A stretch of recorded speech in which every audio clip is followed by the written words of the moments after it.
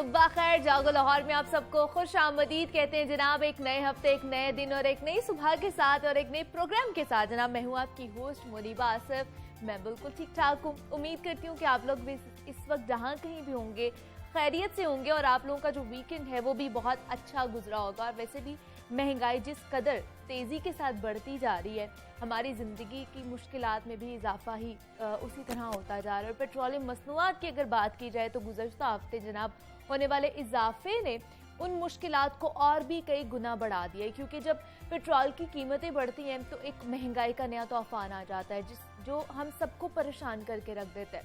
अब उन हालात का मुकाबला करने का एक ही हल है कि हम अपनी ज़िंदगी का रिव्यू करें और पहले से ज़्यादा मेहनत की जाए।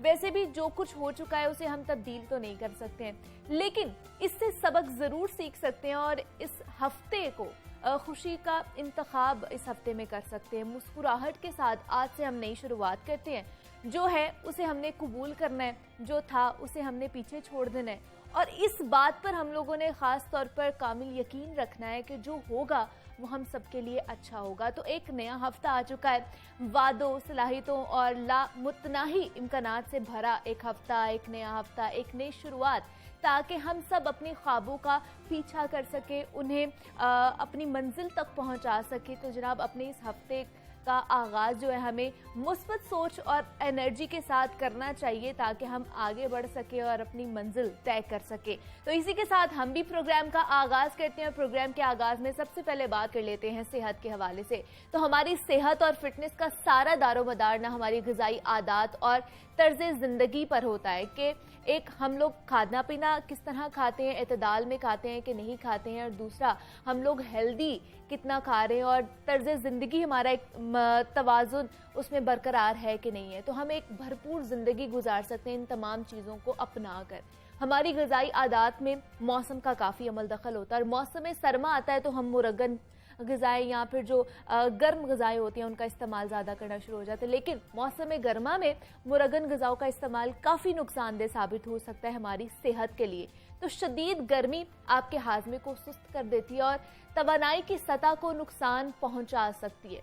आपके जिस्म और दिमाग के लिए गर्म महीनों में अपने जिस्म को ठंडा रखना बहुत ज़्यादा ज़रूरी होता है और इसके लिए अपनी खुराक में मिर्च मसालों का इस्तेमाल इंतहाई सोच समझ कर हमें करना चाहिए, क्योंकि कुछ मसालों का इस्तेमाल मौसम गर्मा में फ़ायदेमंद जबकि कुछ का इस्तेमाल इंतहाई नुकसानदेह साबित हो सकता है। तो मौसम गर्मा में कौन कौन से मसाले मुफीद और कौन कौन से मुज़र सेहत साबित हो सकते हैं, इस पर बात करेंगे। हमारे साथ इस वक्त मौजूद हैं मोइना बेग हैं, क्लिनिकल न्यूट्रिशनिस्ट हैं। मोइना, आपको खुश आमदीद कहती हूँ जागो लाहौर में। कैसी हैं आप? मैं ठीक, थैंक यू मुनीबा। मोइना, जैसे मैं बात करी थी कि हमारे खाने पीने की आदत चेंज हो जाती हैं जैसे ही मौसम चेंज होता है। तो गर्मियाँ आ गई हैं और अब तो अपनी पीक पर हैं गर्मियाँ। तो जो मसाले हैं वो किस तरह हमारी सेहत के लिए नुकसानदेह साबित हो सकते हैं? ठीक है मुनीबा, आपने पहले ही बड़ी अच्छी बात की कि हमारी जो सेहत है वो डिपेंड इस पर करती है कि हम कितना वाइजली मौसम की चेंज को नोट करें। और हम तो अपने कंट्री में एक्सट्रीम्स देखते हैं, सर्दी की भी गर्मी की भी। तो उसके हिसाब से जितना अपने फूड को ऑल्टरनेट करते जाएं उतना ही आपकी हेल्थ अच्छी रह सकती है। तो कुछ चीज़ें तो ऐसी हैं जो प्रेफरेंस चेंज हो जाती हैं वैसे ही लोगों की। जैसे आपने अभी बात की कि सर्दियों में ज़्यादा फिश का इंटेक, मीट का, प्रोटीन वाली चीज़ें अच्छी लगती हैं, नट्स स्नैक्स यूज़ हो रहे होते हैं, वो आपको कुछ नहीं कहते। तो बहुत सारे स्पाइसेस ऐसे हैं, जिंजर टी, सिनेमन टी, आपने देखा होगा लोग वेट लॉस के लिए डिफरेंट चीज़ों के लिए यूज़ कर रहे होते हैं, वो बड़ी अच्छी रहती हैं, मेटाबॉलिज्म तेज करती हैं क्योंकि स्पाइसेस के फ़ायदे बड़े ज़्यादा हैं। लेकिन ये क्लियर करना बड़ा ज़रूरी है कि स्पाइसेस, आप देखें स्पाइसेस का जब जहन में आता है तो जो नेचुरल ह्यूमन पिक्चर जहन में आती है, आपको एकदम स्वेटिंग होती है, कोई मिर्चें खा लें तो वो पसीना आ गया, रनिंग नोज है, तो ये सब चीज़ें आपकी बॉडी का टेम्परेचर क्योंकि ज़्यादा कर रही होती है। अब देखिए पहले इतना हाई टेम्परेचर चल रहा है तो हर स्पाइस जो है ना वो लेनी अप्रोप्रिएट नहीं है। अच्छा, ठीक है। खासतौर पर रेड चिलीज, बहुत सारी ऐसे, फिर ना स्पाइसेस पर्सन टू पर्सन भी वेरी करती हैं। तो हम इसीलिए अपने पेशेंट्स को, लोग अक्सर टोटका पढ़ के कहीं से कहीं देख के ऐसे करना शुरू हो जाते हैं, जैसे वेट लॉस के लिए बहुत ज़्यादा सिनेमन का इस्तेमाल करना शुरू कर दिया, लहसुन खाली पेट ज़्यादा खाना, वो हर मौसम में आप नहीं ले सकते। अच्छा। खासतौर पर जो हाई टेम्परेचर मौसम है ना, इसमें आपको ऐसी स्पाइसेस यूज़ करनी चाहिए जिनका कूलिंग इफेक्ट हो, स्पाइसेस या फूड, जैसे मिंट लगा लें, मिंट, कोरिएंडर, ये वो चीज़ें हैं जिनका बॉडी में कूलिंग इफेक्ट है और ये भी मेटाबॉलिज्म को तेज़ करती हैं। ठीक है। तो आपने बस चूज़ वाइजली करना है। तो फिर इस मौसम में किस तरह फिर हम अपने मसाला जात को खास तौर पर चूज कर सकते हैं, क्योंकि हमारे हंडिया में तो वही मसाला जात पड़ते हैं जिनसे हमें एक तो स्पाइसेस का एक फ्लेवर आ रहा हो, और गर्मी बेशक हमें लग रही होती है, उसके बाद हमारा बुरा हाल हो रहा होता है, लेकिन हमारा कल्चरल चीजें ऐसी है। ये बात आपकी बिल्कुल ठीक है। वो चीज़ें जो हम यानी रूटीन में अब स्पाइसेस के बगैर, हमारी कुजीन ही ऐसी है कि हमारा स्पाइसेस के बगैर गुजारा नहीं है। लेकिन उसमें ये है कि आप थोड़ा सा मॉडरेशन में इस्तेमाल करना शुरू कर दें, उसके साथ कॉम्बिनेशन में ऐसी चीज़ें बनाएं। लेट्स से हमारी बिरयानी एक बड़ी स्पाइसी खानों में आती है, तो आप साथ मिंट योगर्ट ले लें, वो बैलेंस आउट होना शुरू हो जाती हैं चीज़ें। आप वेजिटेबल्स का इस्तेमाल बहुत ज़्यादा करें, वाटर कंटेंट अच्छा रखें, तो उससे ये नहीं होता कि आपको लगे कि मेरा खाना तो ब्लैंड हो गया, अब स्पाइसेस के बगैर मज़ा नहीं आ रहा। वो थोड़ी लिमिट में भी रहेंगी, लेकिन इन कॉम्बिनेशन आप दूसरी चीज़ें ले सकते हैं साथ। सही है, उसका एक कूलिंग इफेक्ट डालने के लिए। लेकिन आजकल आपने भी सुना होगा, ये देखा भी होगा कि बहुत से लोग शिकायत करते हैं कि हमें सीने में जलन हो रही है, ओबेसिटी होना शुरू हो जाती है, कुछ भी हम लोग खा लेते हैं। तो ये क्या जो हम लोग ज़्यादा इस्तेमाल करना शुरू हो गए हैं मिर्च मसालों का, इसमें बिल्कुल ऐसे ही है। एक तो हम स्पाइसेस का इस्तेमाल ज़्यादा करने लगे हैं, ईटिंग रूटीन उस तरह से चेंज हो गए, बाहर के खाने बहुत खाते हैं। फिर हम जिस तरह बेड टाइम स्नैकिंग कर रहे होते हैं, तो वो एसिडिटी के मसले लोगों को आने लग गए हैं, तेजाबियत का मसला है, सुबह उठ रहे हैं जलन है, मुंह का टेस्ट खराब हो रहा है, तो इसमें भी स्पाइसेस रोल प्ले करती हैं। और हमारी स्पाइसेस जिस तरह से प्रोसेस लोकल स्पाइसेस होती हैं ना, कि बहुत, एक तो आपने देखा होगा उसमें नॉन फूड आइटम्स भी हैं, कई दफ़ा जलन हो रही होती है आप इस्तेमाल करें तो बड़ा ऑर्गेनिकली यूज़ करें अपनी स्पाइसेस को, और थोड़ा मॉडरेशन में करें, क्योंकि ये वाकई आपकी इंडाइजेशन और एसिडिटी करती हैं।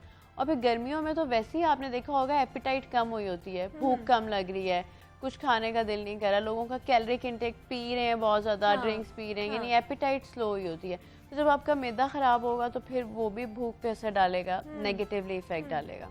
तो फिर किस तरह की चीजें फिर खानी चाहिए अगर खाने में अगर हम डाल रहे हैं, चले बिल्कुल कम तो नहीं कर सकते हैं, कितना डालना चाहिए, इनटेक कितना होना चाहिए एटलीस्ट कि वो हमारे मैदे को नुकसानदेह ना हो? आप खुद ही देख लें, जिस तरह आप अपने घर में कोई भी डिश है उसके हिसाब से थोड़ा सा मॉडरेशन में इस्तेमाल करने लग जाएं। कुछ अगर पॉसिबल हो तो रेड चिली को ग्रीन चिली पाउडर से रिप्लेस करने लग जाएं। हाँ, बहुत एक्स्ट्रा स्पाइसेस ऐड ना करें, और वही बात के कॉम्बिनेशन में इस तरह से लें।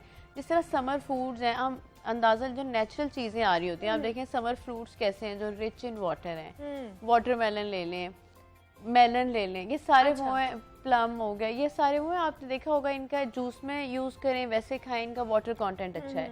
तो नेचर भी हमें यही साइन दे रही है कि समर स्पेशल चीज़ें इस्तेमाल करें।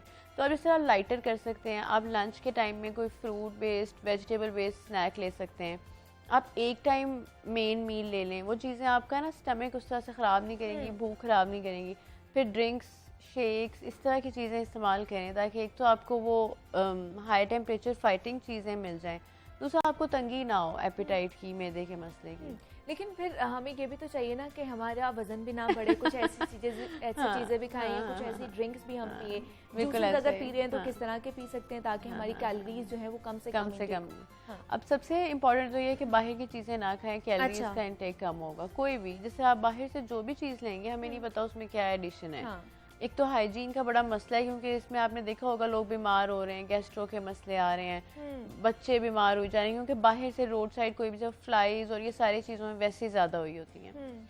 तो ये है कि आप घर में बनाएं जूसेस, तो अगर आप उसमें बहुत ज़्यादा शुगर इंटेक नहीं करते, एक लिमिट से ज़्यादा, जैसे थोड़ी सी तो आपने फालसा पीच में थोड़ी सी शुगर ऐड कर ली ब्राउन शुगर की फॉर्म में कि उसका टेस्ट अच्छा हो गया, लेकिन बहुत ज़्यादा ऐड ना करें, मॉडरेशन में लें। उसमें फाइबर डालें, चिया सीड्स किसी फॉर्म में जो वेट लॉस करें। फिर वो अपना लंच या कोई एक मील थोड़ा लाइटर बनाएं। कुकम्बर सैलड हो गया, एप्पल को किसी को भी कॉम्बिनेशन में फ्रूट्स या वेजिटेबल्स को लेना शुरू कर दें।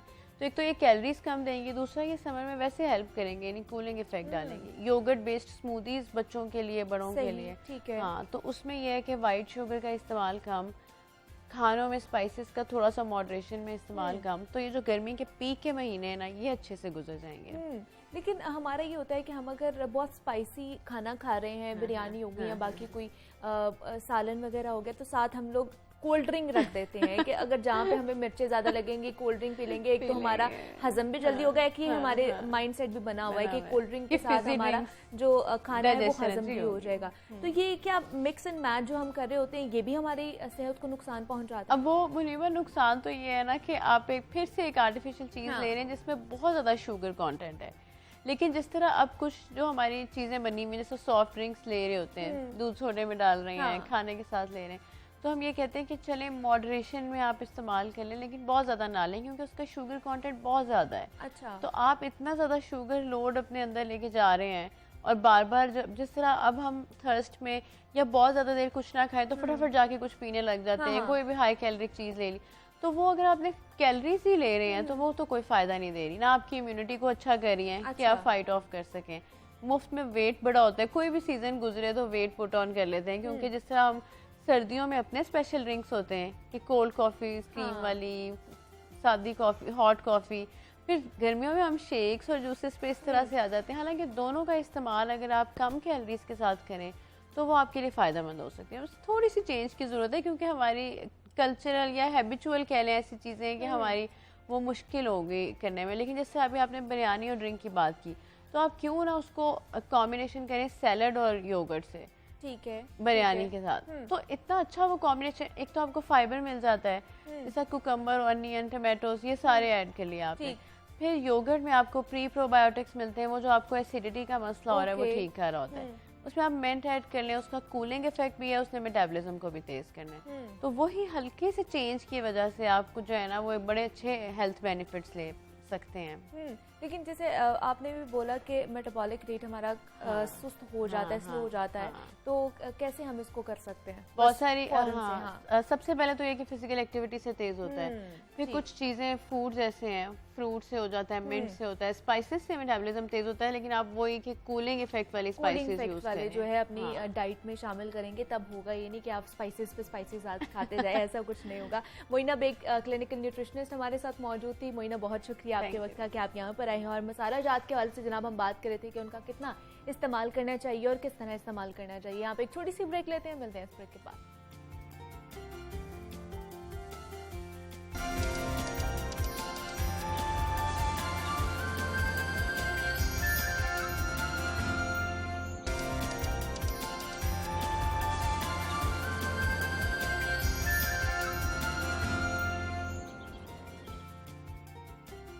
वेलकम बैक टू जागो लाहौर। जनाब, ब्रेक पर जाने से पहले जिस तरह हम बात कर रहे थे सेहत और फिटनेस के हवाले से, तो जितनी ज़रूरी हमारी जिस्मानी सेहत होती है उससे कहीं ज़्यादा ज़रूरी हमारी जहनी और नफ्सियाती सेहत भी होती है। लेकिन अफसोस से ये कहना पड़ता है हर दफ़ा कि हमारे मुआशरे में मेंटल और नफ्सियाती सेहत को ज़्यादा तवज्जो नहीं दी जाती है।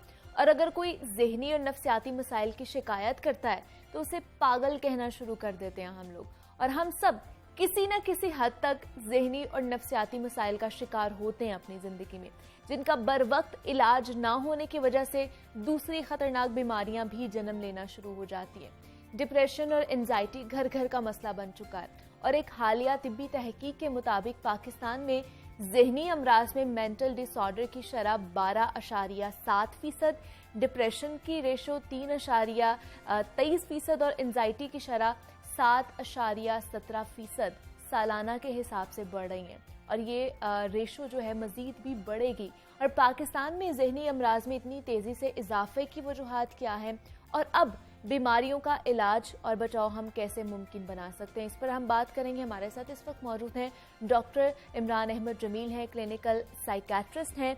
डिप्रेशन, एंजाइटी और अल्जाइमर समेत दीगर जितने भी दिमागी अमराज हैं उनमें बहुत स्ट्रॉन्ग ग्रिप रखते हैं और उन्होंने अपनी ज़िंदगी का बेशतर हिस्सा जो है अमेरिकन यूनिवर्सिटीज़ में इन टॉपिक्स पर रिसर्च करते हुए गुजारा है और पढ़ाते भी हैं वहाँ पर, जिनमें येल यूनिवर्सिटी है, न्यूयॉर्क यूनिवर्सिटी है, अल्बर्ट स्कूल ऑफ मेडिसिन है, रोवान यूनिवर्सिटी है और कोलंबिया यूनिवर्सिटी है। और डॉक्टर इमरान अब तक इन मौज़ूआत पर कई रिसर्च पेपर्स भी लिख चुके हैं। तो आज वो हमारे साथ मौजूद हैं, उनसे जानते हैं कि डिप्रेशन एक्चुअली में होता क्या है और किस तरह उसको डायग्नोज किया जा सकता है।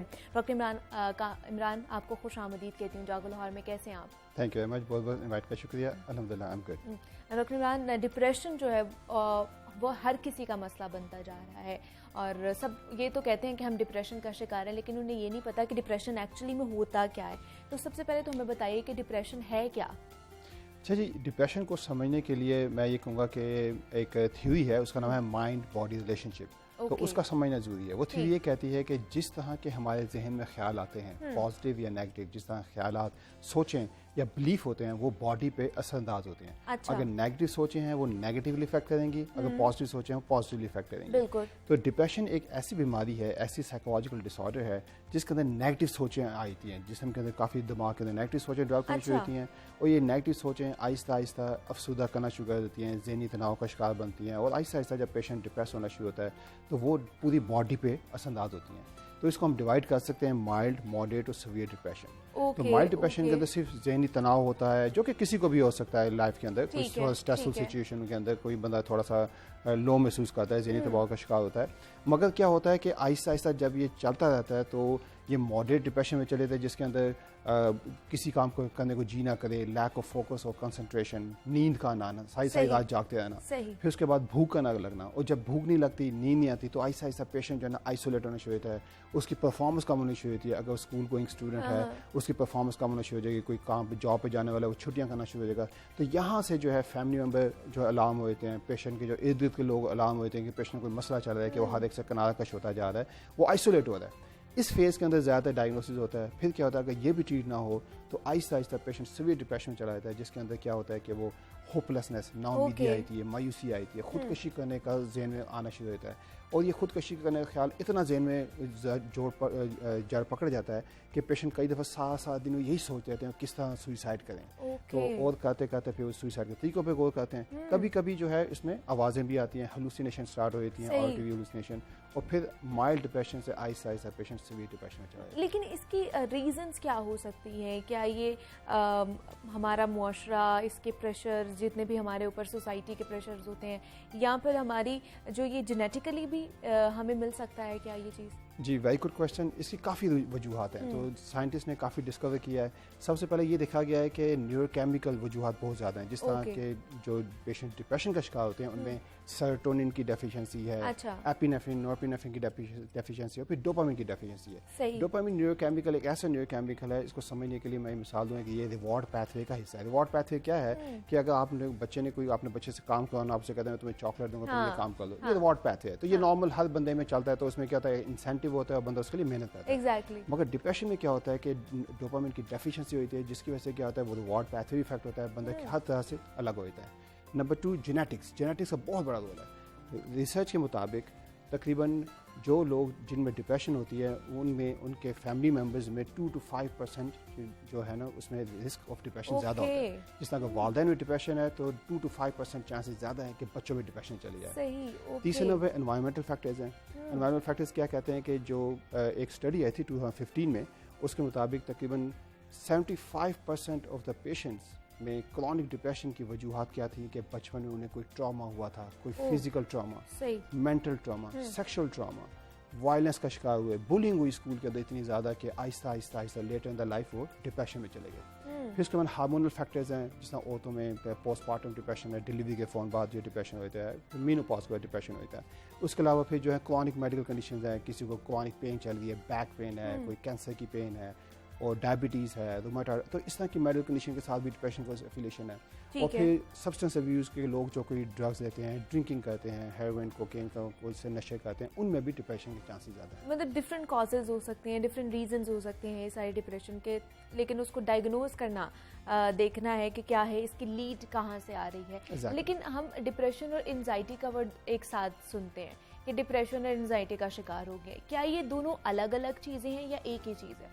It's a very good question. Depression और एंजाइटी दो अलग अलग चीज़ें हैं। मगर कब क्या होता है कि कभी कभी डिप्रेशन कॉम्प्लिकेट कर जाती है। जब कॉम्प्लिकेट कर जाती है उसके अंदर डिप्रेशन के साथ एंजाइटी के सिम्टम भी आना शुरू होते हैं। फिर आपको दोनों चीज़ों को अलग अलग ट्रीट करना चाहिए। मिसाल के तौर पर एक डिप्रेशन का मरीज अगर आप सोचें तो क्या होगा कि जो सबसे अलग थलग बैठा होगा, बिल्कुल उसको कुछ काम करने को जी नहीं कर रहा, वो उसका फोकस भी नहीं आ रहा, कंसंट्रेशन भी नहीं आ रहा, उसको कुछ करने को जी नहीं चाह रहा, वो अपने कमरे बंद है। अब क्या होता है कि अगर एंजाइटी के सिम्टम डिफरेंट है, एंजाइटी में क्या होता है कि पेशेंट जो है किसी चीज़ को सोच सोच के वो उसके दिल की धड़कन तेज़ हो जाती है, उसमें पैनिक अटैक आने शुरू होते हैं, सांस फूलना शुरू होता है, वो पेशेंट इतना सांस फूलता है, इतना चेस्ट पेन शुरू होता है कि फौरी तौर पर आ जाता है, फौरी तौर पर हौसला आ जाता है कि मुझे कुछ होने लगा, मंद लगा। अब जब ये दोनों सिम्टम इकट्ठे हो जाते हैं तो उसे हम कह सकते हैं कि ये एक कॉम्प्लिकेटेड डिप्रेशन या मूड डिसऑर्डर की तरफ जा रहा है, और ये एक नया सिस्टम स्टार्ट होता है जिसके अंदर ट्रीटमेंट भी इसकी डिफरेंट है।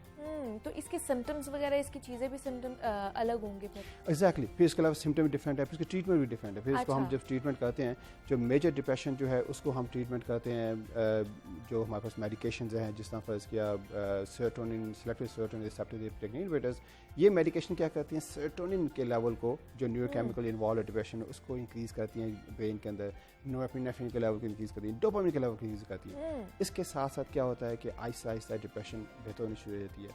अच्छा, अगर इसकी ट्रीटमेंट में देखें तो कॉग्निटिव बिहेवियरल थेरेपी एक थेरेपी, इसका बहुत बड़ा रोल है। कॉग्निटिव बिहेवियरल थेरेपी क्या कहती है, ये बिल्कुल उसी थ्योरी पे बेस करती है जिसका मैंने शुरू में जिक्र किया था कि माइंड बॉडी रिलेशनशिप के जो है दिमाग वो बॉडी पे असरअंदाज होता है। तो उसमें क्या करते हैं हम, इस CBT कॉग्निटिव बिहेवियरल थेरेपी में हम देखते हैं कौन कौन से नेगेटिव थॉट्स हैं, नेगेटिव बिलीफ हैं, जो कि डिस्टॉर्टेड थॉट्स हैं, जो कि जिस्म पे इफेक्ट कर रही हैं। हम पहले उनको आइडेंटिफाई करते हैं और फिर उनको फिर आहिस्ता आहिस्ता कॉग्निटिवली उसको ट्रीट करते हैं, पेशेंट को समझाते हैं, करते करते पेशेंट को हम होमवर्क देते हैं, असाइनमेंट देते हैं। मिसाल के तौर पर फ़र्ज़ किया पेशेंट ने कॉल किया अपने दोस्त को, उसे कहा कि जी दोस्त ने फ़ोन नहीं उठाया। अब पेशेंट के ज़हन फ़ौरी तौर पर आएगा कि मेरा दोस्त मुझसे जेलस है, मुझे बात नहीं करना चाहता, उससे लड़ाई हो गई है। अब उस नेगेटिव थॉट को हम आहिस्ता आहिस्ता कह सकते हैं नहीं उसकी लड़ाई नहीं हो सकता, उसने फ़ोन तुम्हारा मैसेज ना देखा हो सकता है कि वो बिज़ी हो। तो ये आहिस्ता आहिस्ता आहिस्ता आहिस्ता पॉजिटिव थाट्स को हम जनरेट करते हैं और फिर आहिस्ता आहिस्ता जब पेशेंट जब पॉजिटिवली सोचना शुरू करता है तो कहते हैं कि CBT का मोर देन 70 to 80% रोल है डिप्रेशन को ट्रीट करने में। प्लस मेडिकेशंस, तो मेडिकेशन और CBT तो तकरीबन 90% ज़्यादा इंप्रूवमेंट आई। मतलब सिर्फ ये इन चीज़ों की वजह से, थेरेपी की वजह से हम लोग इसको काबू कर सकते हैं काफ़ी हद तक काबू कर सकते हैं, मगर उसके साथ मेडिकेशन बहुत ज़्यादा ज़रूरी है। मेडिकेशन जो बॉडी में ब्रेन में न्यूरोकेमिकल्स है उनको एनहांस करेगी और वो डिप्रेशन में मददगार होगी। और फिर इसके अलावा सपोर्टिव थेरेपी भी है कि पेशेंट जो है ना डॉक्टर से फॉलोअप करता है, थेरेपी से फॉलोअप करता है, ताकि जो है ना वो आइडेंटिफाई कर सके कि पेशेंट ने किसी किस्म के नए सिम्टम में डेवलप हो रहे और ये फॉलोअप करते हैं। लेकिन कब हमें डॉक्टर से या किसी साइकेट्रिस्ट से फौरी तौर पर रुजू करना चाहिए कि जब हमें पता चल जाए कि ये चीज़ें हमारे अंदर नई कुछ चीज़ डेवलप होना शुरू होगी और ये अलार्मिंग सिचुएशन में चेंज हो सकती है? अच्छा, अनफॉर्चुनेटली मैंने काफ़ी ऐसा अमेरिका में काम किया तो मैंने ये देखा है कि काफ़ी ज़्यादा हाई स्ट्रेसफुल जॉब्स, जिस तरह बैंकिंग हो गई, मीडिया हो गया, लॉयर्स हो गए, डॉक्टर्स हो गए, पॉलिटिशियन, ये बड़ी हाई स्ट्रेसफुल जॉब हैं। कभी कभी इनमें भी डिप्रेशन आई थी, इन लोगों को काम करते करते चूँकि इनके वर्किंग आवर्स ज़्यादा होते हैं, इनमें भी डिप्रेशन आई थी। अच्छा, अब देखना यह है कि काफ़ी ज़्यादा लोगों को आइडेंटिफाई नहीं कर सकते कि उनको डिप्रेशन हो रही है। तो साइंसदानों ने एक काफ़ी गाइडलाइन दी है, उसके अंदर कहा गया कि अगर आप कुछ चीज़ों पर अमल करें तो आप डिप्रेशन से बच सकते हैं। ठीक है। नंबर 1 क्या है, हेल्थी हैबिट्स, कि आप खुराक जो है उसका अच्छा इस्तेमाल। बस क्या, अनहेल्थी फूड जो है, pizza, pasta, high calorie diet, burger, ये डिप्रेशन का बाइस बनते हैं। आप इनको अवॉइड करें। हेल्थी फूड्स, फ्रूट्स, फलों का इस्तेमाल ज़्यादा करें और प्रोटीन का इस्तेमाल करें। दूसरे नंबर पर एक्सरसाइज, अगर एक्सरसाइज का बहुत बड़ा रोल है डिप्रेशन को अवॉइड करने में। इसमें साइंटिस्ट ने रिसर्च किया, उन्होंने बताया कि जो एक फैक्टर रिलीज होता है ब्रेन में, उसे कहते हैं brain drive neurotrophic factor, BDNF। ये क्या कहता है कि ये डिप्रेशन से बचाता है। ठीक ये है। डिप्रेशन से बचाता है, ये भूलने वाली बीमारियों से बचाता है, ये हाइपरटेंशन कंट्रोल करता है, डायबिटीज़ कंट्रोल करता है। तो healthy habits, healthy eating habit और साथ में एक्सरसाइज और साथ में नींद बहुत ज़रूरी है। अगर काफ़ी रिसर्च से साबित हुआ है कि जिन लोगों को स्ट्रेसफुल जॉब की वजह से या किसी और मसाइल की वजह से जिनकी नींद नहीं पूरी होती रात को तकरीबन 6 से 9 घंटे की, उनमें डिप्रेशन के चांसेस बढ़ जाते हैं। तो ये वो चीज़ें हैं जो कि कोई भी बंदा अपने घर में या अपने फैमिली में इंप्लीमेंट कर सकता है और अपनी लाइफ में अगर आप इसको इंप्लीमेंट करेंगे, हेल्थी हैबिट्स, एक्सरसाइज और अच्छी नींद, उसके साथ आप डिप्रेशन से बच सकते हैं। अगर इनके साथ साथ भी अगर आपको लगता है या किसी को लगता है कि उसे डिप्रेशन के किसी से कुछ उस बात को नहीं जीनी चाह रहा, आइसोलेट हो रहा है और किसी काम में फोकस नहीं हो रहा, किसी बात को सोचा जा रहा है, तब हम कहते हैं कि हर एक से please go to the doctor, कोई थेरेपिस्ट के पास जाएं, उससे बातचीत करें या साइकियाट्रिस्ट के पास जाएं, उससे बातचीत करें तो ताकि मालूम किया जाए कि क्या डिप्रेशन की क्या। लेकिन अगर इनका ट्रीटमेंट शुरू हो जाता है, जो डिप्रेशन के शिकार लोग होते हैं, तो उन्हें फिर कितनी देर ट्रीटमेंट लेना पड़ता है, कितनी देर मेडिकेशंस पर रहना पड़ता है फिर उन्हें? It's a very good question. Depression जो है वक्त के साथ साथ बदलती हुई है। अच्छा। अब जिस तरह कोविड पैंडेमिक आया, अब कोविड पैंडेमिक में मैं अमेरिका में काम कर रहा था तो मैं काफ़ी पेशेंट जो कि बिल्कुल स्टेबल थे, जैसे ही कोविड पैंडेमिक आया पेशेंट आइसोलेट हो गए, वो बाहर नहीं निकल सकते थे। उस फियर की वजह से उनमें डिप्रेशन ज़्यादा हो गया। अब हालांकि वो बिल्कुल ट्रीटमेंट उनकी सही चली थी, मेडिकेशन पे थे, ट्रीटमेंट चली थी, अब उस फियर की वजह से इतना डिप्रेशन हो गया कि वो घरों में उनको पैनिक अटैक्स हो रहे हैं। उनको लगा कि वो जैसे घर में मर जाएंगे, बाहर निकले तो कोविड पैंडेमिक जो है वो कोविड आ जाएगा, उनको मार देगा। तो ये इस सिचुएशनल फैक्टर्स बहुत बड़ा रोल प्ले करते हैं इसको, डिप्रेशन के सिम्टम्स को। तो मेन चीज़ ये है कि पहले थेरेपी है, फिर ट्रीटमेंट है।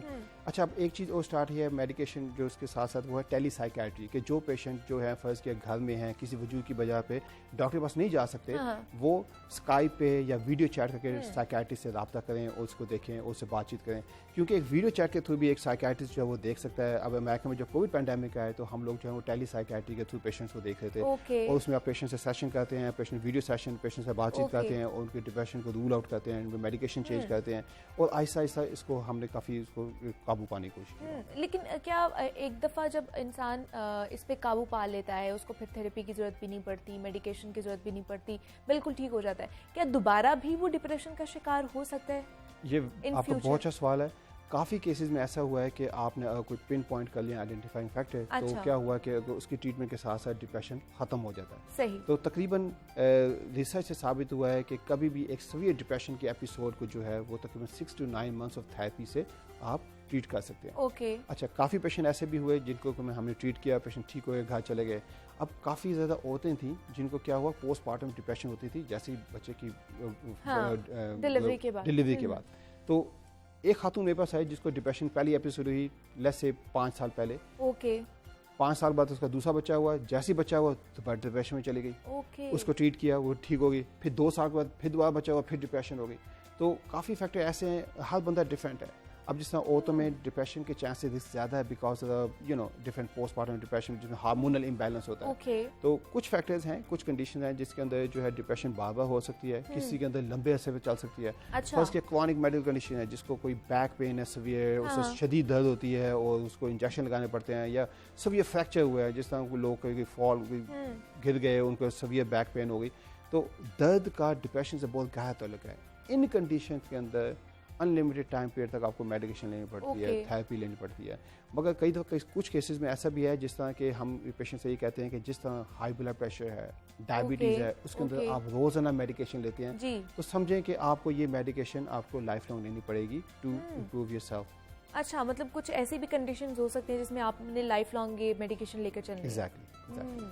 तो जैसे हाई रिस्क पे हैं औरतें, जैसे आपने बताया कि वो हाई रिस्क पे ज़्यादा होती हैं, उनमें ये रेशो ज़्यादा पाई जाती है, तो पोस्टमार्टम जो डिप्रेशन है फिर उससे किस तरह हम बच सकते हैं? उससे पहले कौन सी ऐसी प्रिकॉशनरी मेजर्स हम लोग कर लें कि जिससे हम लोग इसमें कम से कम हमें हो इसका डिप्रेशन?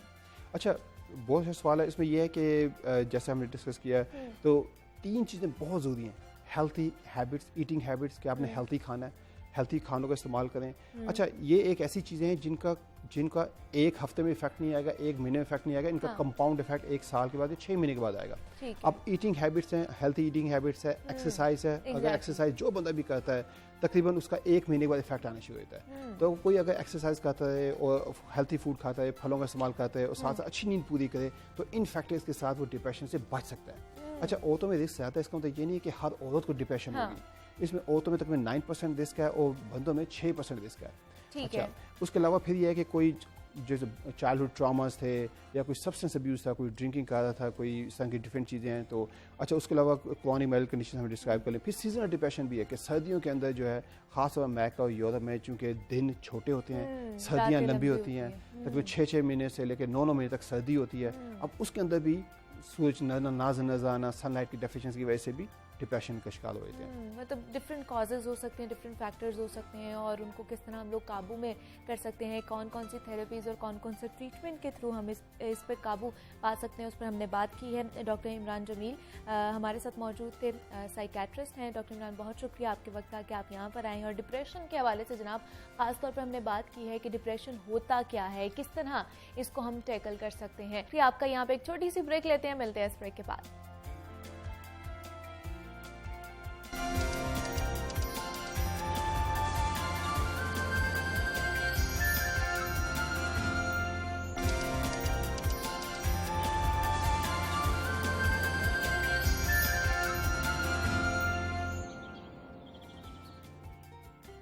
वेलकम बैक टू जागो लाहौर। जनाब, ब्रेक से हम वापस आ चुके हैं और सेगमेंट है हमारा लाहौर की दुनिया, जिसमें हम लाहौर और लाहौरियों के मसाइल डिस्कस करते हैं। लाहौर में बढ़ती ट्रैफिक और ट्रैफिक कवानीन की खिलाफवर्जी एक अहम मसला है और चंद साल पहले लाहौर में सिक्योरिटी सूरत हाल के पेश नज़र अहम शाहराहों पर कैमरे नस्ब किए गए थे और इस हवाले से सेफ सिटी अथॉरिटी कायम की गई थी और उस अथॉरिटी ने ट्रैफिक सिग्नल्स पर कैमरे और सेंसर लगा रखे हैं। जिनसे ट्रैफिक कवानीन की खिलाफ वर्जी पर खुद ब खुद चालान हो जाता है और चालान गाड़ी मालिक के घर भी पहुंच जाता है। लेकिन शहरियों को ये शिकायत थी कि लाहौर में एक गाड़ी के सैकड़ों चालान किए जाते हैं और इस निज़ाम के तहत ज़मीनी हक़ाइक़ को मद्देनज़र नहीं रखा जाता और जुर्माना हो जाता है। जिनके दर्जनों चालान हो जाते हैं और जुर्माने अदा नहीं किए जाते उनकी तरफ से, तो आए रोज़ ट्रैफिक पुलिस ऐसी गाड़ियों की पकड़ धकड़ करती रहती है। तो इस हवाले से लाहौर हाई कोर्ट का अहम फैसला भी सामने आया, जिसमें सेफ सिटी चालान गैर कानूनी करार दे दिया गया है और अदालत ने सेफ सिटी ई टिकटिंग चालान के खिलाफ तमाम दरखास्तें मंजूर करते हुए एक ई टिकटिंग चालान गैर कानूनी करार देते हुए ये रिमार्क्स दिए हैं कि काबीना की मंजूरी के बगैर कैमरों से ई चालान नहीं किया जा सकता। तो इस फैसले के बाद सेफ सिटी अथॉरिटी का अगला लायामल क्या होगा? क्या इस फैसले का इत्तलाक माजी से किया जाएगा या फिर फैसला आने के बाद इस पर बात करेंगे। हमारे साथ मौजूद हैं जनाब DIG कामरान खान साहब हैं, COO हैं सेफ सिटी अथॉरिटी के। सर मैं आपको खुश आमदीद कहती हूँ जाको लाहौर में, कैसे हैं आप? जी अल्हम्दुलिल्लाह खैरियत से। सर ई चालान का हवाले से हमने देखा कि बड़ा अच्छा इनिशिएटिव, तो सबसे पहले तो बड़ा अच्छा इनिशिएटिव लिया गया था, लेकिन हाई कोर्ट की तरफ से एक फैसला सामने आया है कि जब तक काबीना की मंजूरी नहीं होगी ये गैर कानूनी करार दे दिया गया है। तो अब इसका क्या आगे का मुस्तकबिल क्या है, फ्यूचर क्या है? जी ये ई चालान भी जो है 2018 सितंबर 2018 में अदालती हुक्म के तहत ही जिसका इजरा किया गया था, स्टार्ट किया गया था और अभी जो अदालती हुक्म आया उसके तहत फौरी तौर पे हमने इसको बंद भी कर दिया है। और जो फैसले में है एक्चुअली इसमें कहा यह गया है कि इसको प्रॉपर लीगल कवरेज चाहिए। जो ट्रैफिक के कवानीन की खिलाफ वर्जी है वो कवर होती है मोटर व्हीकल ऑर्डिनेंस 1965 1965 का कानून है, जिसके तहत ये जो हम चालान सड़कों में देखते हैं होते हैं, ट्रैफिक करती है। उसमें कुछ तरमीम चाहिए कि जो टेक्नोलॉजी के ज़रिए चालान होना है वो उसमें इनकॉर्पोरेट होना ज़रूरी है। अदालती फैसला तो एक वक्ती तौर पे था, इस दौरान में हमें कानूनी तरमीम आ जानी चाहिए थी। इसमें काबीना से ये मंजूर हो चुका है, काबीना से ऑलरेडी मंजूर हो चुका है, बल्कि काबीना में मंजूर होने से पहले काबीना की कुछ ज़ैली कमेटियाँ हैं, उन सारी जगहों से मंजूर होने के बाद का पूरी सूबाई काबीना है वहाँ पे गया, वहाँ से मंजूर हुआ, मुख्तलिफ डिपार्टमेंट से होता हुआ असेंबली में ये बिल इंट्रोड्यूस हो चुका है, तरमीमी बिल जो है। लेकिन अनफॉर्चुनेटली इस पे जो है वोटिंग नहीं हो सकी जिससे कानून बन सकता, जिसका इंतज़ार है। तो जैसे ही ये वोटिंग होती है ये बिल बन जाएगा जी। तो इसके तहत जो पिछले ई चालान हो चुके हैं उनको भी कवरेज मिली है, उसमें तरमीम में शामिल है, क्योंकि एक बड़े हैवी अमाउंट के चालान जारी हो चुके हुए थे और ये मुमकिन नहीं था और कि वो जो खजाने में पैसे जमा हो चुके हैं वो उनको दोबारा ट्रैक करके लोगों को पहुंचाने का कोई तरीकाकार बनाया जाए। तो इसमें एक लीगल कवर दिया गया है कि जितने चालान अब तक जारी हो चुके हैं वो लीगल करार दिए गए हैं और ऑनवर्ड जैसी तरमीम मंजूर होती हैं तो ई चालान का इजरा दोबारा शुरू हो जाएगा। तो इसका इतलाक माजी भी होगा या आगे? जी माजी से, जब से चालान ये अदालती फैसले से शुरू हुए थे वहीं से इसको लीगल कवरेज मिल रहा है, वहीं से मिल रहे। तो अब तक तकरीबन हमारे कोई 80 लाख के करीब चालान जारी हो चुके हैं और जिनकी मालियत तकरीबन 3 अरब रुपए के करीब बनती है। तो ये चालान इनको लीगल कवर होगा। जो फिल वक्त जो है लोगों को अभी तो चूंकि इसको अदालत ने मना कर दी है तो हम चालान इशू नहीं कर रहे, लोग जमा भी शायद नहीं करा रहे उस हवाले से। तो लेकिन जैसे ही ये दोबारा बहाल होता है, कानूनी तरमीम इसकी मंजूर होती हैं, तो ये उसी तरह इसका अमल जैसे पहले हम प्रोसीजर कर रहे थे, ट्रैफिक पुलिस के जरिए जो चालान नहीं दे रहे थे वो ट्रैफिक पुलिस उनको देखेगी, सड़कों पे पकड़ेगी और ये इंश्योर किया जाएगा। अभी जैसे कैमरास नहीं चालान कर रहे हैं, सेफ्टी अथॉरिटी के कैमरे नहीं कर रहे, तो अभी ट्रैफिक पुलिस ही चालान कर रही है? जी बिल्कुल, ट्रैफिक पुलिस अब मैनुअली चालान करेगी। पहले चौकों पे चालान जो हमारे कैमरे कर रहे थे, ट्रैफिक पुलिस चौकों पे नहीं रोकती थी या ओवर स्पीडिंग पे नहीं रोकती थी। उन्होंने पहले शुरू में कुछ अर्सा शहर में कैमरे भी लगाए थे, अब उनको दोबारा कह दिया गया कि वो अपना जो काम था जहाँ से ये ई चालान ने टेक ओवर किया था वहीं से अपना वो दोबारा बहाल करें और मैनुअली चालान करें। तो क्या एक्सपेक्टेड क्या है, कब तक इसका जो कानून है वो लागू कर दिया जाएगा या ले आएंगे? देखें, इसमें 2-3 चीज़ें लाएअमल मद्देनज़र हैं। एक तो यह है कि इसको कोर्ट में चैलेंज किया जाए, इंट्रा कोर्ट अपील की जाए इसके, लेकिन उसमें भी ज़ाहिर है कुछ टाइम लगेगा। दूसरा तरीका यह है कि फौरी तौर पे तरमीम को असेंबली से पास कराया जाए। वो अभी बजट सेशन है तो बजट सेशन में तरमीम भी मंजूर इस तरह नहीं करवाई जा सकती। तो तीसरी ऑप्शन जो गवर्नमेंट देख रही है उसमें वो है कि इसमें कोई ऑर्डिनेंस ले आया जाए और उसको अगले 3 महीने के लिए 90 दिन के लिए ऑर्डिनेंस होता है वो कवर मिल जाए और उस दौरान में इसको असेंबली से बाकायदा मंजूर करवा लिया जाए ताकि इसको लीगल कवर मिल जाए। लेकिन सर अदालत ने ये भी कहा है कि ये है ही नहीं था एक कानून, तो उसके ऊपर अमल दरामद कैसे हो रहा था कि जब आप लोग इसके ऊपर काम कर रहे थे तो इस पे ये अगर अदालत का हुक्म था किस तरह का एक पैटर्न तैयार किया जाए, चालान काटे जाएं, लेकिन क्या तब आप लोग ये उनको कह नहीं सकते थे कि कानून मौजूद ही नहीं है, पहले उसको पास करवाया जाएगा, फिर एक प्रोसीजर होता है पूरा उसके ऊपर इम्प्लीमेंटेशन का? देखें, इसमें ना मुख्तलिफ इंटरप्रिटेशन होती है लॉ की, लॉ में कैसे इंटरप्रिटेट किया जाता है। एक ही हवाले से आप देखें अदालतों में वक्त के साथ साथ मुख्तलिफ फैसले आते जाते हैं। वो उस वक्त की अदालत की इंटरप्रिटेशन थी कि उन्होंने इसको जारी किया, उन्होंने कहा पब्लिक इंटरेस्ट में है और पब्लिक इंटरेस्ट में जो है डिसीजन किए जाते हैं। आप ये देखें कि ये फैसला तो ई चलान का करने का हुआ था, इसके बाद अदालत से, लाहौर हाई कोर्ट से ही आपका जो 1 वे की वायलेशन है उसको 2000 कर दिया गया चालान को। हाँ वो भी अब कोई कानून नहीं बना, ना असेंबली से पास हुआ, ना किसी काबीना ने मंजूर किया, अदालती हुक्म के तहत हो गया। स्मोक मीटिंग व्हीकल्स का इसी तरह अदालत ने हुक्म किया, वो 2000 चालान कर दिया गया। वो भी किसी काबीना से या असेंबली से बिल में तरमीम नहीं हुई थी। तो वक्त ज़रूरियात के मुताबिक जब तक कवानीन ना बन रहे हो तो अदालतें ऐसा हुक्म देती रही हैं, होते हैं। अभी इंटरप्रिटेशन है, एक वक्त अदालत ने इसको इंटरप्रेट किया कि ठीक है, लेकिन उन्होंने काफ़ी टाइम दिया, 3 साल का टाइम था, इस दौरान भी हमें कवानीन बना लेनी चाहिए थे, तरमीम कर लेनी चाहिए थी। अब 1965 का जो कानून है, उस जमाने में ना टेक्नोलॉजी थी ना ये चीज़ें थी, जाहिर है उसमें ये चीज़ें आप नहीं हो सकती हैं। तो उसमें कुछ बुनियादी नुक्ते थे कि जी मौके पे चलान दिया जाएगा। एक वक्त अदालत ने किया कि जो चलान कैमरा तस्वीर खींचता है, ये भी मौके पे चूंकि तस्वीर खींचता है तो उसकी इंटरप्रिटेशन पूरी हो जाती है। अब अदालत ने कहा कि इससे इंटरप्रिटेशन पूरी नहीं होती है। तो अब वो तरमीम ऑलरेडी हमने इसको साइड बाय साइड शुरू किया हुआ था, तो अब तो तरमीम का हमें वेट करना पड़ेगा। जैसी तरमीम, कोशिश यही है कि जल्द अज जल्द हो जाए, ताकि जो 3 साल में ग्राउंड हमने लाहौर में गेन की है, जो लोगों में एक्सेप्टेबिलिटी आई है, जो एक लाहौर में डेटरेंस आई है, जो हादसात में नुमाया कमी आई है, जो इसके फ़वाइद हैं, बेतहाशा फ़वाइद हैं जो इसकी वजह से आए हैं, वो हम लूज़ ना कर जाएं और लोगों में ये तासुर रहे कि जैसे आपने बात की कि 100 चालान भी हो जाते थे, लेकिन अब मैनुअल में अगर आप देखें गाड़ी निकल गई है। एक वक्त में हमारे यहाँ अलमिया ये था कि कवानीन की हम कलेक्टिवली इसको वायलेट करते हैं। तो एक वक्त में 20-20 गाड़ियां अगर इशारा काट रही हैं तो वार्डन 1-2 गाड़ियां पकड़ लेते थे। जो बाकी गाड़ियां निकल गई, अब उनका कोई रिकॉर्ड नहीं, उनको आप कुछ नहीं कह सकते। लेकिन इस निज़ाम के तहत कम से कम ये था कि जितनी भी गाड़ियां वायलेट कर रही हैं तो उनका रिकॉर्ड कहीं पे है। अब वो पकड़ी जल्दी जाएं या देर जाएं, वो 100 दिन चोर के 1 दिन कोतवाल का, वो बारी उनकी जरूर आती थी। ये नहीं था, यही डेटरेंस थी। उनको ये डर था कि आज मैं वायलेट करके निकल भी गया हूँ, हफ्ते में नहीं पकड़ा जाऊंगा, महीने में नहीं पकड़ा जाऊंगा, 2 महीनों में पकड़ा जाऊंगा, लेकिन कहीं ना कहीं मेरी गाड़ी नज़र आ जाएगी और मैं पकड़ा जाऊंगा। तो इसने एक डेटरेंस क्रिएट की हुई थी शहर के अंदर। और ट्रैफिक जो बहुत सारी स्टडीज़ इस पे हुई हैं, जो ई चलान शुरू होने से पहले लम्स ने स्टडी की, उसमें उन्होंने बताया कि तकरीबन 1 अरब लोग जो है कॉस्ट बेयर करते हैं जो कंजेशन है लाहौर में ट्रैफिक में, उसकी फ्यूल की मद में। और उन्होंने कहा कि जी इसमें हम जो स्ट्रेस इस दौरान में होती है, जो गाड़ियों की जो स्मोक एमिशन होती है, जब गाड़ियाँ कंजेशन ट्रैफिक रहती है, गाड़ी के ट्रैवल टाइम जो है बढ़ जाता है। वो जो उसने 15 मिनट में जर्नी करनी थी वो 25 मिनट में, तो इतनी देर जो धुआं निकलता है वो आपकी पोल्यूशन को ख़राब कर रहा है। उसके बाद जब उन्होंने ई चलान आ गया, फिर स्टडी की, तो उन्होंने कहा कि जी इससे आपकी जो टाइम है, ट्रैवल टाइम है, वो स्ट्रीमलाइन हुआ है, ट्रैफिक स्ट्रीमलाइन हुई है और ट्रैवल टाइम कम हो गया है। अब इससे इनडायरेक्टली बेतहाशा फ़वाइद होने शुरू हो गए। एवरेज स्पीड, उन्होंने कहा 2 डेस्टिनेशन के दरमियान लोगों का एवरेज स्पीड कम हो गई है, लोग डेटरेंस क्रिएट हो गई है। पहले 80-90-100 पे चलाते थे, अब उनको पता है स्पीड लिमिट्स हैं, उसके अंदर रहना है। ये बहुत सारे इनडायरेक्टली फ़ायदे इसके यहाँ पे शहर में नज़र आ रहे थे। जो सबसे बढ़ के फ़ायदा इसको मैं कहता हूँ वो ये है कि जानलेवा हादसात में पहले ही साल में 41% कमी आई।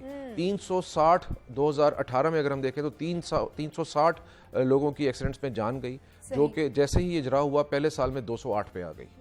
तो आप ये देखें कि 41%, और उससे अगले सालों में भी इसी तरह कमी होती रही है। हालांकि उससे पहले अगर हम ग्राफ देखें एक्सीडेंट्स के, तो हमेशा एक्सीडेंट हर साल बढ़ते थे, लेकिन इसकी वजह से लोगों को एक खौफ था कि हमारे चालान हो जाएंगे, और वो फिर भारी भरकम चालान हमारे घर पे जब आते हैं तो फिर ऑब्वियसली लोग अवॉइड ही करते हैं। लेकिन सर, जो इसकी वजह बना, जो सारिफ इसको लेके गया, दरखास्त गुजार जो था अपनी दरखास्त लेके गया, उसने कहा कि मैंने जो गाड़ी खरीदी है ऑलरेडी उसके ऊपर इतने चालान हुए और मैंने वो चलाई भी नहीं है, पहले से ही चालान हुए थे, और अब मैं कैसे वो बेयर कर सकता हूँ, और जब तक वो चालान मैं दूंगा नहीं तब तक मेरी गाड़ी नहीं मैं चला सकता। तो इस तरह की जो शिकायत थी वो बहुत ज़्यादा लोगों की तरफ से आ रही थी कि हमें पता ही नहीं और हमारे चालान पहले से ही कट जाते हैं और हम लोगों ने वायलेशन भी नहीं की भी होती। इसकी देखें, मैं कुछ बुनियादी वजूहात थी। एक नया टेक्नोलॉजिकल सिस्टम इंट्रोड्यूस किया। दुनिया भर में होता है कि जब कोई नई चीज़ें आती हैं तो बहुत सारी चीज़ें असूली तौर पर तो ये लीगल अमेंडमेंट्स इसको जारी करने से पहले हो जानी चाहिए थी। हम टेक्नोलॉजी को हमने फौरी तौर पर इंट्रोड्यूस किया और इसके साथ जो चीज़ें चेंज होनी चाहिए थी वो उस तरह उस पेस पे नहीं हो सकें। सबसे बड़ी वजह जो बनी, जो लोगों को नहीं पता लग सका, वो हमारे यहाँ कल्चर है ओपन लेटर पे गाड़ी को किसी भी सवारी को बेच देना या ख़रीद लेना। अब मैंने गाड़ी ख़रीदी है और मैंने आपको बेच दी है तो ओपन लेटर पे है। अब फॉर एग्जांपल वायलेशन अगर आप करती हैं तो चालान आपको नहीं आएगा, क्योंकि रिकॉर्ड में, एक्साइज के रिकॉर्ड में वो मेरे नाम पे गाड़ी है, मेरे पास आएगा तो मैं तो चालान पे नहीं करूंगा। अब हो सकता है कि मेरा आपसे कॉन्ट्रैक्ट तो मैं आपको शायद पास ऑन कर दूं या बता दूं, लेकिन आपने भी गाड़ी किसी और को आगे बेच दी है। तो अब एक चेन चल पड़ी है, उसमें नहीं पता लग सकता गाड़ी इस वक्त कौन ओपन लेटर पे 3 हाथ 4 हाथ 6 हाथ आगे बिक चुकी है, वो पास ऑन नहीं हो सकता। तो उसका हल मैंने ये निकाला कि मैं किसी को बताता ही नहीं था, मैं पे नहीं करता था क्योंकि मैंने वायलेशन नहीं की।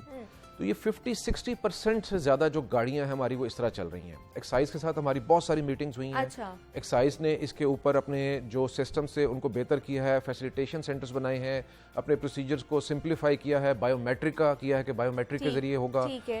जो हमारी कानूनी तरमीम आ रही हैं उसमें हमने एक्साइज को इसमें इंसेंटिवाइज किया है इस चीज़ को कि जितने पैसे वो ये होगा कि जब कोई गाड़ी ट्रांसफ़र कराने जाए, कोई गाड़ी नई खरीद के रजिस्टर कराने जाए, कोई टोकन टैक्स देने जाए, तो अगर हमारे ई चलान पेंडिंग होंगे तो वो उनके एक्साइज के पोर्टल पे पता लग जाएगा उनको। अच्छा। तो वहीं पे वो पे करवाएंगे तो फिर वो गाड़ी की ट्रांसफ़र होगी या रजिस्ट्रेशन होगी या टोकन टैक्स अदा होगा। तो इसमें हमने उनको इंसेंटिफाई किया है कि अगर वो ये रिकवरी करेंगे तो उसका 2% उनको मिलेगा।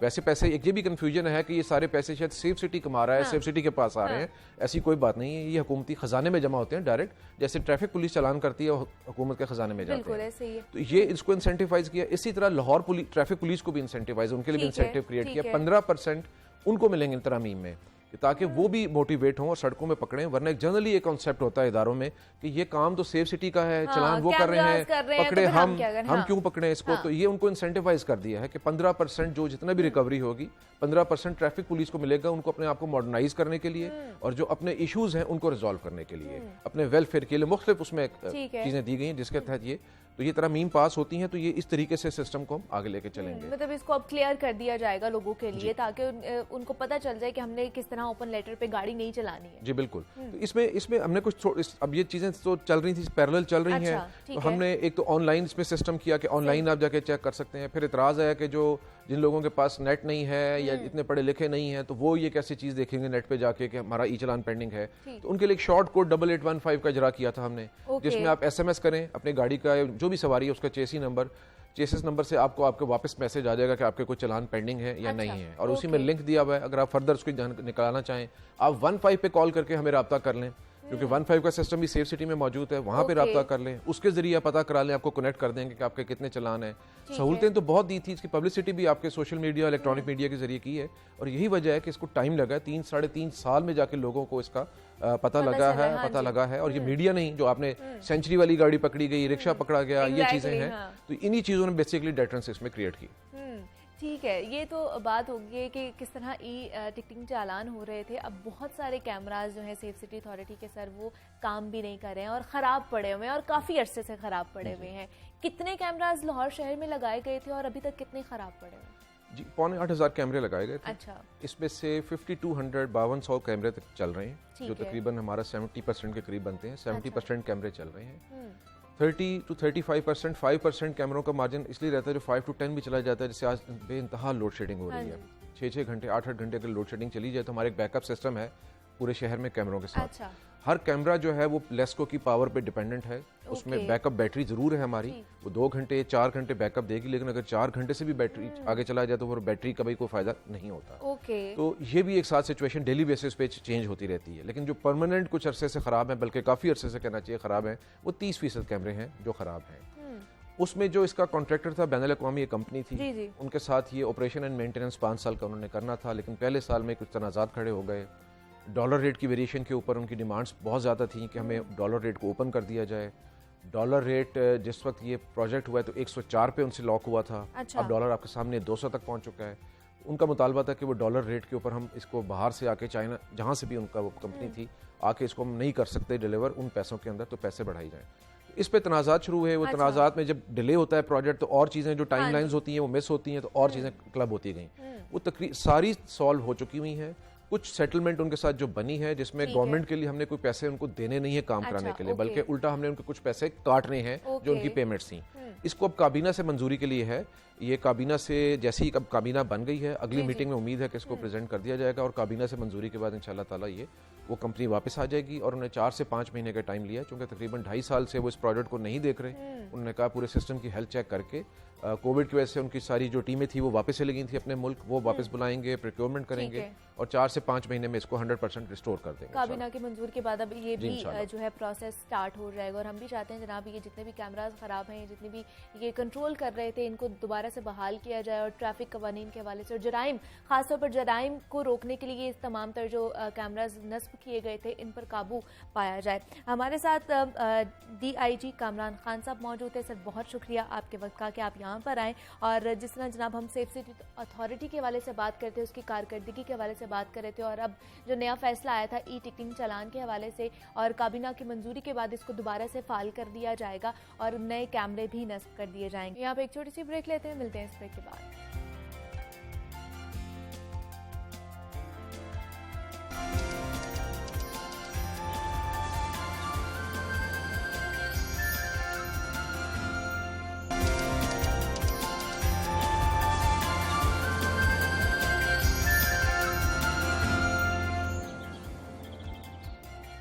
वेलकम बैक टू जागो लाहौर। जनाब ब्रेक से हम वापस आ चुके हैं और अब हमने बात करनी है कुछ फैशन के हवाले से, कुछ ब्यूटी के हवाले से। तो जनाब फैशन और ब्यूटी ट्रेंड्स जो है वो टाइम के साथ साथ चेंज होते रहते हैं, और जैसे ही हमारे फैशन के ट्रेंड्स चेंज होते हैं, हमारे कपड़े पहनने के और बाकी चीज़ें चेंज होती हैं, वैसे ही हमारे जो ब्यूटी के टिप्स होती हैं, ब्यूटी के ट्रेंड्स जो होते हैं वो भी चेंज होते हैं। और इस सेगमेंट में जिस तरह हम एक्सपर्ट्स को बुलाते हैं ताकि वो आके हमें ब्यूटी टिप्स देकर जाएं कि फैशन में क्या चल रहा है, आजकल ट्रेंडिंग क्या चल रही है, किस तरह के स्टाइल्स हैं, किस तरह का मेकअप है, क्या चल रहा है मार्केट में, वो हमें बताते हैं। और जिस तरह मैं बात कर रही थी कि फैशन चेंज होता है, उसी तरह ब्यूटी ट्रेंड्स भी चेंज होते हैं। और समर्स के हवाले से अगर मैं देखूं तो आजकल मैं देख रही हूँ कि यूजेज ऑफ टिंट बहुत ज़्यादा होता जा रहा है। ब्राइडल कैंपेन्स चल रही हैं, ब्राइड का मेकअप किस तरह है, हेयर स्टाइल किस तरह का बनाना चाहिए, खासतौर पर समर को अपने दिमाग में रख के कि गर्मी में हमने क्या करना है, अपना अगर मेकअप कर रहे हैं तो हमने किस तरह का करना है, क्योंकि हम ऐसी ऐसी गलतियां भी कर बैठते हैं मेकअप करने से पहले कि जनाब हमारा बाद में मेकअप इतना ऑड लगना शुरू हो जाता है या बहुत ख़राब हो जाता है समर में। तो कौन कौन सी ऐसे चीज़ें हैं जिनको हमें अडॉप्ट करना चाहिए और कौन कौन से ऐसे ट्रेंड्स हैं जिनको हमें बिल्कुल ही पीछे छोड़कर आगे बढ़ना चाहिए, इस पर हमने आज बात करनी है। हमारे साथ माहम गुल हैं, विजुअल आर्टिस्ट हैं और मेकअप एक्सपर्ट भी हैं, उनसे बात करेंगे और बहुत सी चीज़ें हैं जो आज हमने उनके साथ डिस्कस करनी है। माहम आपको खुश आमदीद कहती हूँ जागो लाहौर में, कैसी हैं आप? बुलाने के लिए बिल्कुल ठीक ठाक। महम आज बहुत सी चीज़ें हैं जो हमने डिस्कस करनी है। सबसे पहले मुझे बताइए, मैंने आजकल देखा है यूजेज ऑफ टिंट बहुत ज़्यादा हो रहा है, वो चाहे प्रोफेशनली हो या फिर कैजुअली हो, इसका बहुत ज़्यादा समर में यूज़ हो रहा है। टिंट है क्या, किस तरह इसका यूजेज हम कर सकते हैं? एक्चुअली जब एक ट्रेंड स्टार्ट होता है तो सारे उसी की तरफ निकल पड़ते हैं। एग्जैक्टली। चाहे वो हमें सूट कर रहा है नहीं कर रहा, और किसी भी चीज़ की जो है बहुत ज़्यादा ज़्यादती स्किन के ऊपर वो आपको विजुअली आपको डिस्टर्ब कर देती है, चाहे वो मेकअप हो चाहे वो पेंटिंग हो। तो टिंट का इस्तेमाल कुछ जगहों पे मैंने जो महसूस किया कि बहुत ज़्यादा ख़वातीन जो हैं बहुत ही ज़्यादा टिंट गालों के ऊपर, मतलब कॉन्टोर बिल्कुल ख़त्म कर दिया और टिंट आ गया।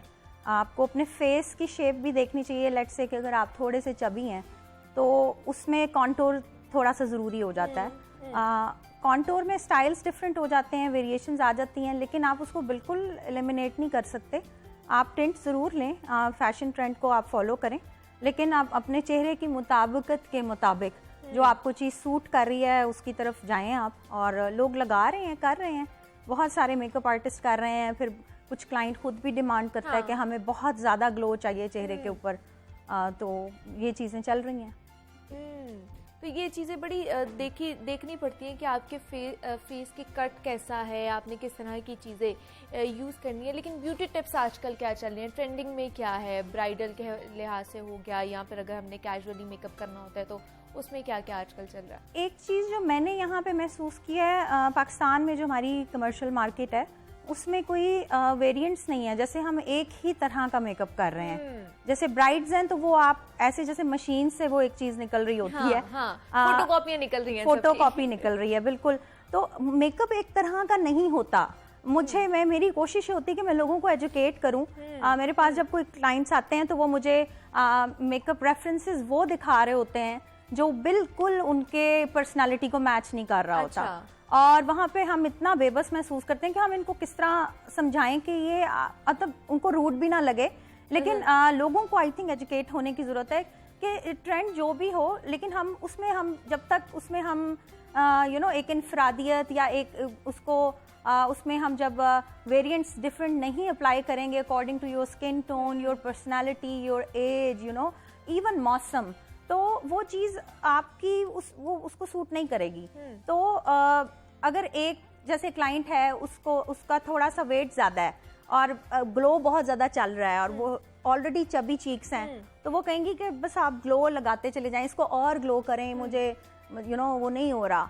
तो जो वो पिक्चर लेके आएंगी वो बिल्कुल फिल्टर होती है, वो टोटल ट्रांसफॉर्म हुई होती है और सोशल मीडिया प्रेशर इतना ज्यादा है। और वो बिल्कुल वो कह रही होती है नहीं ये फिल्टर नहीं है, लेकिन हमें पता चल जाता है, हम आर्टिस्ट हैं और ऐसे ऐसे फिल्टर अब दस्तयाब हैं कि आप जज नहीं कर सकते कि ये फिल्टर है। तो वो फिल्टर्स को देख के वो अपनी स्किन को एक्सेप्ट नहीं करते, वो कहते हैं बस ये ट्रेंड में है, ये इनका मुझे बिल्कुल यही लुक चाहिए।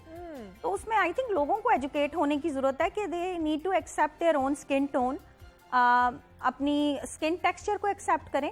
और मेकअप आर्टिस्ट जो है वो मैजिशियन नहीं है, वो प्लास्टिक सर्जन नहीं है। वो आपको मेकअप का मतलब ये होता है कि हम उसको थोड़ा सा आपके फीचर्स को बैलेंस कर दें, इनहैंस कर दें, उसको थोड़ा सा उसमें ले आए कि कहीं कोई फ्लॉज हैं स्किन में, कोई हाइपर पिगमेंटेशन है या कुछ है, उसको हम कर दें। लेकिन जहाँ पे स्किन में बम्प्स हैं या स्किन में कोई स्किन अंदर कोई भी है, तो उसको हम बिल्कुल एलिमिनेट नहीं कर सकते। तो उसमें फिर क्लाइंट को ये चाहिए कि आप अपना बिफोर एंड आफ्टर देखें और उसको एक्सेप्ट करें स्किन को, आप अपने मुताबिकत से आप मेकअप आर्टिस्ट को काम करने। लेकिन सोशल मीडिया पे हम ये चीज़ें देख रहे होते हैं ना कि एक ही जैसी हम लोग किसी भी बड़े अगर देख लें कि मेकअप आर्टिस्ट या स्टूडियोज़ के हवाले से देखें तो सबकी ही मेकअप एक जैसा लग रहा होता है, स्किन बड़ी ग्लोई सी होती है और ऐसा लगता है जैसे ऊपर कुछ है ही नहीं और इतनी फ्लॉलेस उनकी स्किन है और मेकअप भी सारा इतना अच्छा लग रहा होता है। तो सब फिर वहाँ से इंस्पिरेशन ले रहे होते हैं कि अच्छा इनका इस तरह को होगा तो हमारा भी तो हो सकता है। हाँ जी, तो उसमें ये होता है कि कई तो फिल्टर ऐसे हैं कि लिटरली आप यहाँ से जज कर सकते हैं कि नोज ही नहीं नजर आ रही, नोज ये वाला पार्ट आपका बिल्कुल ब्लर हो जाता है। तो मेकअप है, people laugh, people smile, it heats up, move भी करता है, आपकी लाफ लाइंस भी होती हैं, ठीक है। और उसमें फिर क्या होता है कि जब आप क्लाइंट को कई जगहों पे आपको मजबूरन सुनना पड़ता है कि उसमें फिर बहुत सारी टेक्निकल चीजें हैं जो कि आज मैं डिस्कस करना चाहूंगी कि उसमें ये होता है कि जब आप जैसे किसी की बिल्ट इन लाफ लाइंस होती हैं और वो स्किन के मतलब अगर आप नहीं भी हंस रहे तो यहाँ पे लाफ लाइंस हैं, exactly, तो लेट्स से कि वो अगर कहें कि हमारी ये बिल्कुल खत्म कर दें, तो जितनी आप प्रोडक्ट की लेयरिंग करते जाएंगे वो बाद में थोड़ी देर बाद और क्रीज हो जाती है और वो क्रैक हो जाती है। तो फिर उनकी नेक्स्ट कंप्लेन आपसे ये होगी कि दैट वाज टू मच और वो तो क्रैक हो गई। तो उसमें मैं ये कहूंगी कि जैसे अब कुदरती तौर पे अब हर कोई तो ऐश्वर्या राय नहीं होता, तो उसमें तरीका ये होता है कि आप अपने आप को कॉन्फिडेंट रहें कि दिस इज यू।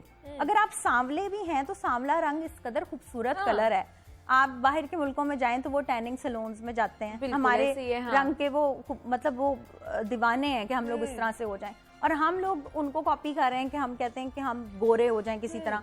तो अपनी स्किन में अगर लेट्स से कि अगर आपके यहाँ बहुत ज्यादा लाइंस हैं तो उसको लाइंस को छुपाने के लिए लेयर्स पे लेयर्स आप नहीं लगा सकते, स्किन को हाइड्रेट रखें और जहाँ पे जो चीजें हैं उसको उस एरिया को पर्टिकुलरली ट्रीट करके तो आप बाकी चीजों को छोड़ दें। लेकिन आजकल हम केकी लुक बहुत ज्यादा चल रही है, वो यही बात आ जाती है ना, क्योंकि वो मेकअप आर्टिस्ट भी इतना एजुकेटेड नहीं होता, क्योंकि हर तरफ हर जगह लाहौर में स्पेशली सैलून्स हैं। आप किसी गली में चले जाएं 10 तो वहाँ सैलून्स होंगे। एग्जैक्टली। तो वो वहाँ पे थोड़ा सा लोगों को ये समझने की जरूरत है कि वो किसको हायर कर रहे हैं, थोड़ा सा बैकग्राउंड देख लें, थोड़ा सा प्रोफाइल स्टडी कर लें, और वहाँ पे अगर आपको लग रहा है कि मेकअप आर्टिस्ट थोड़ा सा आपको गाइड कर सकता है तो उसको अपनी जॉब करने दें। जहाँ पे आप बता सकते हैं वहाँ बताएं।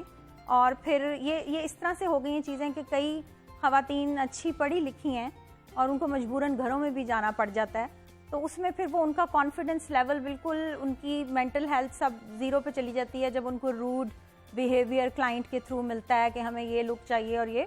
आप उनको अपना काम करने दें और आप देखें कि आप कहाँ बुक कर रहे हैं। मतलब अभी भी ऐसे लोग हैं या ऐसी रेशो मौजूद है जो अपनी स्किन के साथ एक्सेप्टेबल नहीं है, उन्हें एक्सेप्टेड नहीं है वो चीज़ है। अब अल्लाह का शुक्र है कि अब थोड़ा सा ट्रेंड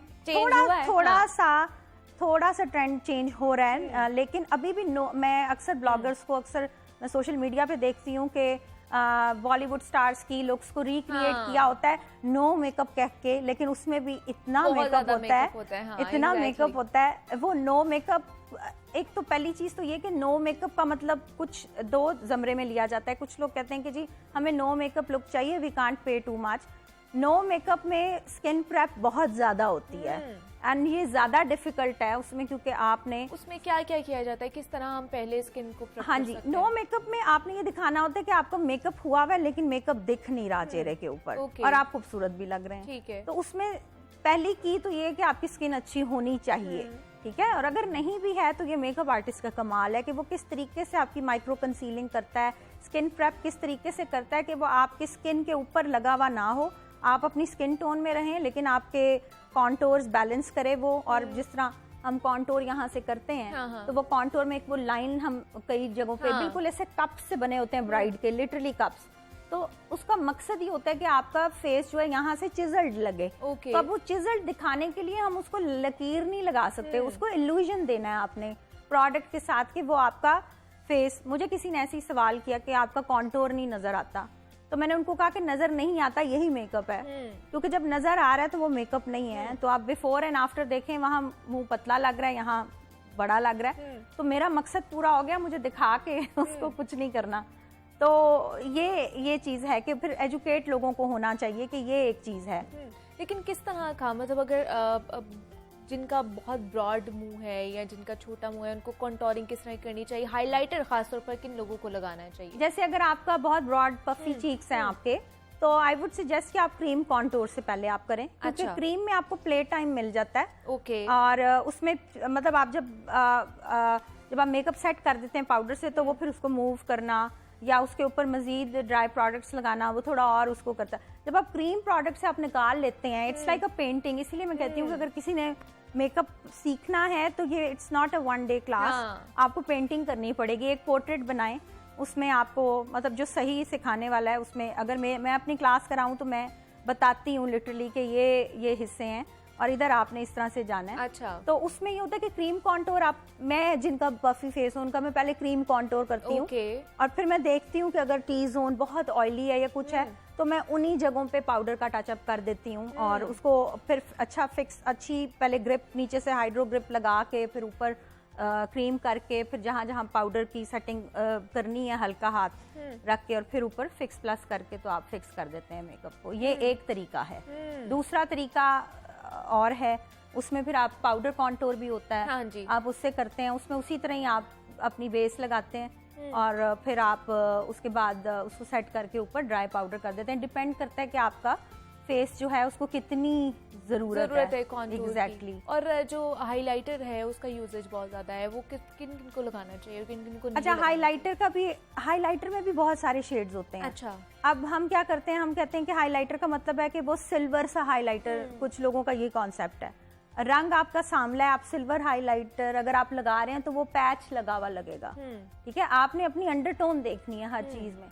अगर आप येलो अंडरटोन है तो आपको डल गोल्ड या इस तरह का हाइलाइटर आप चूज करें और उसको उस तरह ना लगाएं कि वो एक बकायदा लगे, लाइन से लगे। और हाइलाइटर में वेरिएंट्स हैं काफी सारे, जैसे लिक्विड हाइलाइटर है, ठीक है। जैसे हम फैशन का अगर मेकअप करते हैं तो हम उसको थोड़ा सा डूई साइड पे अगर मूड बोर्ड वो है तो हम उसको उस तरह से रखते हैं और उसको ज्यादा अच्छे तरीके से फिंगर से आप ड्रॉप्स वाले से करके, अगर आपको और चीक बोन पे चाहिए उसके ऊपर आप फिर पाउडर वाला भी अप्लाई कर सकते हैं। तो ये काफी सारे हैं, उसमें काफी सारे कलर्स हैं। जब आप मेकअप लेने के लिए जाते हैं अच्छा। तो आप जाके पहले चेक करें कि आपका स्किन टोन क्या है और फिर आप उसके बाद अपनी स्किन के हिसाब से हाइलाइटर लें और उसमें फिर टेक्सचर भी आ जाता है कि वो कुछ हाइलाइटर्स होते हैं वो बहुत चंकी से होते हैं, लाइक उसमें बड़े बड़े स्टार्स होते हैं स्पार्कली से, ठीक है। वो बहुत ग्लैम साइड पे चला जाता है, which I don't like it personally. वो बहुत ग्लैमरस हाइलाइटर का भी मतलब यह है कि वो आपका अकॉर्डिंग टू लाइट, जब आप अपना फेस मूव करें तो आपके वो जो चेहरे के Cuts डायमेंशन हैं, जो वो- हाई पॉइंट्स हैं वो इस तरह से हाईलाइट हों कि वो बाकी स्किन के साथ भी बैलेंस कर रहे हों। लेकिन जिनके पोर्स खुले हुए होते हैं महम, क्या वो भी यूज कर सकते ये बहुत अच्छा आपने सवाल किया है। मेरे पास एक दो क्लाइंट्स ऐसे थे कि जिनके बहुत बड़े पोर्स थे और जिसको थोड़ा सा, ये वर्ड अजीब है लेकिन वो जिसे आप खड्डे कहते हैं ना स्किन में पड़े हुए, तो वो थे। तो अब वो पिक्चर ऐसी लेके आई हैं कि वो बिल्कुल ब्लड और वो वो कहें कि मेरा वो ग्लो, अब मैं उनको वहाँ पे कह ही ना सकूं कि जब आपने किसी चीज को बहुत उभारना होता है ना, जब हमारे जैसे ये हाई पॉइंट्स हैं, ये चीजें हैं, ये हमारे 3 हाई पॉइंट्स हैं, हम इसके ऊपर ही क्यों लगाते हैं हाइलाइटर, हमें पता है क्योंकि ये स्टैंड आउट करेगा। तो जब आपकी स्किन टेक्सचर्ड है, बम्पी है स्किन, ठीक है, आप उसके ऊपर हाइलाइटर ले रहे हैं तो वो आपके बम्प्स को और हाईलाइट कर देगी और बीच में जो हेलो पार्ट है वो नीचे चला जाएगा और आपकी स्किन और बम्पी और वो लगेगी। तो उसके लिए आप मेकअप आर्टिस्ट का थोड़ा सा तजर्बा होता है, आप उसकी बात सुन लें कि अगर एक पिक्चर में उसने इतना हाइलाइटर लिया हुआ है तो आपको नहीं सूट कर रहा। एग्जैक्टली हाँ। तो आप उसका तरीका ये है कि उसका भी एक तरीका है कि आप स्किन को सिलिकॉन बेस्ड प्राइमर से आप करते हैं, लेकिन उसमें भी वो कंप्लीट बिल्कुल फिल्टर नहीं होती, क्योंकि आप जितना फिर लेयर पे लेयर उसमें यह है कि आप पहले तो स्किन केयर अच्छी करें, या तो फिर आप अपने आप को एक्सेप्ट कर लें कि भाई आप ये चीज नहीं जाएगी, उसमें फिर स्किन ट्रीटमेंट्स आ जाते हैं, फिर वो बाद डर्मेटोलॉजिस्ट डॉक्टर सर्जन तक निकल जाती है, पहुंच जाती है। सबसे पहले एक तो आपकी स्किन बड़ी अच्छी होनी चाहिए, उसके लिए आपको बहुत सारी चीजें करनी पड़ेंगी, बहुत मेहनत करनी पड़ेगी। अगर नहीं कर सकते तो फिर जनाब आप लोगों को फिर मेकअप उस तरह का करवाना चाहिए और उन लोगों से करवाना चाहिए जिनको पता हो कि हमने मेकअप अच्छा करना है, आपके पैसे खास तौर पर ज़ाया ना और बाद में आपको लगे कि हम जो पिक्चर्स देख रहे हैं सोशल मीडिया पर बहुत फिल्टर्ड होती हैं, हमें नहीं मालूम होता कि वो उस तरह की उनकी स्किन है भी है कि नहीं है। तो ये इन्फॉर्मेशन, इस हवाले से आगाही होना बहुत ज़्यादा ज़रूरी है। महम गुल मेकअप एक्सपर्ट हमारे साथ मौजूद थी। महम, बहुत शुक्रिया आपके वक्त का कि आप यहाँ पर आई और बड़ा इंपॉर्टेंट टॉपिक था जिसके ऊपर आज हमने गुफ्तगू की है। उम्मीद करते हैं कि आपकी चीज़ें भी कुछ क्लियर हो गई होंगी। अब आपने मुझे इजाज़त देनी, अपना बहुत सारा ख्याल रखिएगा। अल्लाह हाफ़िज़।